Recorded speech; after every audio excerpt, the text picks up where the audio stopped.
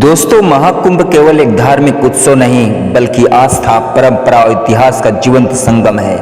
हर 12 साल में आयोजित होने वाला ये भव्य मेला 4 प्रमुख स्थलों पर आयोजित होता है। प्रयागराज, हरिद्वार, उज्जैन और नासिक में करोड़ों श्रद्धालु गंगा, यमुना और सरस्वती के पवित्र संगम में अपनी डुबकी लगाकर अपने जीवन को धन्य मानते हैं। लेकिन क्या आपने कभी सोचा है दोस्तों कि महाकुंभ में पहला शाही स्नान नागा साधु ही क्यों करते हैं? इसके पीछे केवल एक धार्मिक मान्यता नहीं दोस्तों, बल्कि एक 265 साल पुराना ऐतिहासिक संघर्ष भी छुपा है। आइए दोस्तों, इस परंपरा की ऐतिहासिक, पौराणिक और धार्मिक गहराइयों को समझते हैं। दोस्तों, महाकुंभ में पहले स्नान का अधिकार किसे मिलेगा, इसको लेकर संत समुदायों के बीच लंबे समय तक विवाद होते रहे। इतिहासकार यदुनाथ सरकार अपनी पुस्तक the history of Dashnami Naga सन्यासी में लिखते हैं कि महाकुंभ के दौरान नागा साधुओं और वैरागी संतों के बीच कई बार खूनी संघर्ष हुए, तलवारें चली, भीषण संग्राम हुए। दोस्तों, 1760 ईस्वी में हरिद्वार कुंभ के दौरान नागा साधुओं और वैरागी संतों के बीच पहले स्नान के अधिकार को लेकर भीषण युद्ध हुआ। दोनों पक्षों ने तलवारें निकाल ली और सैकड़ों संतों की मृत्यु हो गई। 1789 में नासिक कुंभ में भी यही विवाद दोहराया गया, जिसमें कई वैरागी संतों का जीवन समाप्त हो गया। दोस्तों, 1801 में पेशवा सरकार का हस्तक्षेप हुआ। इस निरंतर हो रहे विवादों को रोकने के लिए पुणे के पेशवा दरबार में शिकायत की गई।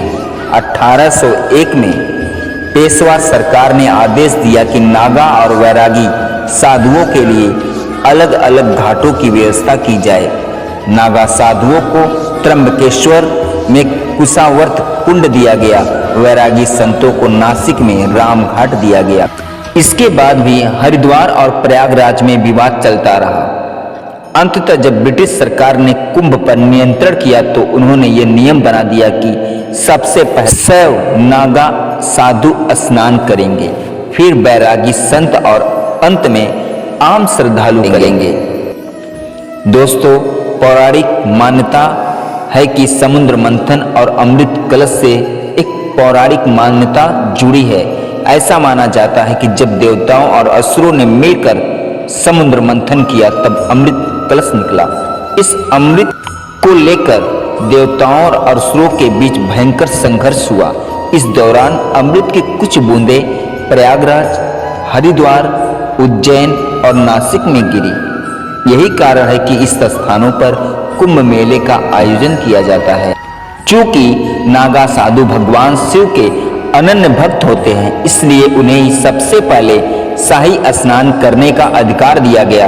यह स्नान धर्म और आध्यात्मिक ऊर्जा का केंद्र माना जाता है। एक अन्य मान्यता के अनुसार आदि शंकराचार्य ने जब धर्म रक्षा के लिए 10 नामी सन्यासी परंपरा की स्थापना की, तब उन्होंने सनातन धर्म के रक्षकों के रूप में नागा साधुओं की टोली बनाई। चूंकि नागा साधु युद्धक संत होते हैं, इसलिए अन्य सन्यासी समूहों ने उन्हें ये विशेष सम्मान दिया कि वे सबसे पहले पवित्र स्नान करें। महाकुंभ में नागा साधुओं का पहला शाही स्नान केवल एक परंपरा ही नहीं दोस्तों, बल्कि सनातन संस्कृति की अनूठी पहचान भी। इस स्नान का महत्व आध्यात्मिक ऊर्जा और धर्म की रक्षा से जुड़ा हुआ है। नागा साधु सन्यासी और तपस्या के प्रतीक होते हैं, जो शारीरिक बंधनों से मुक्त होकर मोक्ष की साधना करते हैं। नागा साधु पूर्णतः निवस्त्र होकर स्नान करते हैं, जो भौतिक मोह से मुक्ति का प्रतीक है। वे अपने शरीर पर भस्म राख लगाते हैं, जो अहंकार के नाश और आत्मज्ञान का प्रतीक है। वे त्रिशूल, तलवार और अन्य शस्त्रों के साथ स्नान करते हैं, जो धर्म की रक्षा का प्रतीक है। दोस्तों, महाकुंभ का पहला शाही स्नान केवल एक धार्मिक अनुष्ठान नहीं, बल्कि सनातन धर्म की गहरी परंपराओं, ऐतिहासिक संघर्षों और आध्यात्मिक ऊर्जा का प्रतीक है। इतिहास बताता है कि इस स्नान का अधिकार तलवारों से तय हुआ था, पुराणों में इसे शिव की कृपा से जोड़ा गया है दोस्तों। आदि शंकराचार्य द्वारा स्थापित नागा साधुओं की परंपराओं ने इसे मजबूत किया। आज भी जब नागा साधु शाही स्नान के लिए गंगा में उतरते हैं तो मानो सैकड़ों वर्षों की इतिहास और अध्यात्म एक साथ बहने लगते हैं।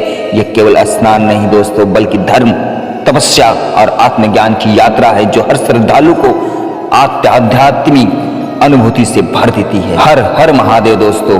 आज के लिए बस इतना ही दोस्तों। मैं आशा करता हूं कि ये वीडियो अच्छी लगी होगी दोस्तों। अगर वीडियो अच्छी लगी हो तो भगवान श्री कृष्ण के लिए, महादेव के लिए, साधु संतों के लिए, नागा साधुओं के लिए चैनल को लाइक, शेयर, सब्सक्राइब जरूर करिएगा।